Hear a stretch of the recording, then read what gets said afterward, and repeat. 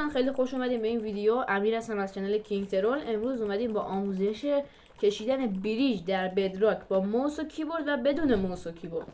دو تا بریج خیلی راحت و خفن بهتون میخوام یاد بدم که اگه بدوارز با دوستاتون بازی میکنین هر جا لازم شد راحت بریج بکشید. خب آقا میریم برای بریج اول. برای بریج اول شما یک سطحی به این شکل لازم دارین که من 4 تا بلاک بتونین بیاین عقب، 4 تا بلاک بتونین بیاین عقب. حالا نظر خود من 4 تا بیاین عقب بسه. شما بلاک جلویی رو که نگاه کنین، بلاک اول رو نگاه میکنین، کلیک راست میگیرین و میدوین دیگه.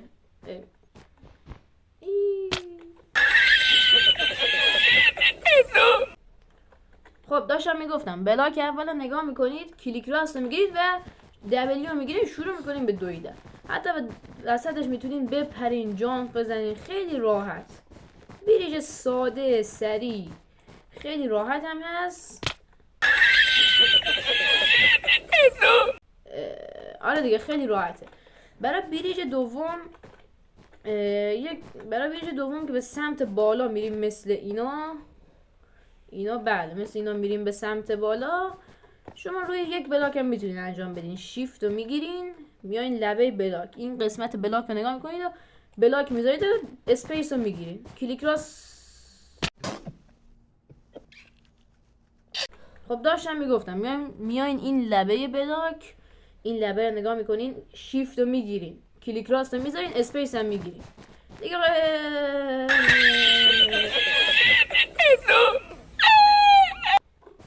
خب داشتم میگفتم میایین این لبه بلاک اینجا رو نگاه میکنید، کلیک راست رو میگیرین، همینجوری برای خودش یک کم بره عقب، اسپیس هم بعد کم کم اضافه میکنید. حالا من الایترا پشتمه، واسه الایترا رو بردارم. برو بیرون. داشتم میگفتم میایین این لبه اینجا رو نگاه میکنید، شیفت رو میگیریم بره برای خودش، بعد هم اینجوری آروم آروم اسپیس بزنید، خیلی راحت بریج میکشه دیگه. شما فقط لازم اسپیس بزنید، شیفت و کلیک راست و اس نگه میدارین رو به عقب و همینجوری اسپیس رو میزنین، خیلی راحت، خیلی راحت. خب آقا بریم برای آموزش بدراکش. خب برای آموزش بدراک، این بریج قبلی که اینور کشیدیم بریج اولی، اینم خیلی ساده است. شما 4 تا بلاک میشورین میایین عقب، 1 2 3 4. سرعت رو نگه میدارین، دکمه سرعت رو میزنین. حتما باید این مدلش باشه، مثلا از قسمت سیتینگ یه دقیقه. خب از قسمت سیتینگ تاچ چنج کنترل مود حتما رو چیز آخری بذارین، رو بقیهش نمیشه، حتما رو آخری بذارین، رو آخری میشه فقط. خب الان نمیدونم شاید رونام بشه، ولی خب من با آخری راحت ترم. واسه بریج شما سرعت رو نگه میداری، بلا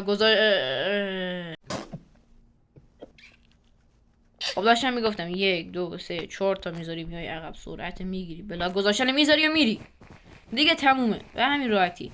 حالا وسطش جامپ هم خواستی بزن دیگه، اینجوری خیلی راحت بریج میکشه. خب داشتم میگفتم برای بریجای این شکلی کمر بلاک رو نگاه میکنی، میذاری میپری، میذاری میپری، میذاری میپری، میذاری میپری، میذاری میپری، میذاری میپری. بعد این یکم باید نقطه ایمت حتما به کمر بلاک باشه. اگه یکم از کمر بلاک فاصله بگیره باز میخوره، نمیشه.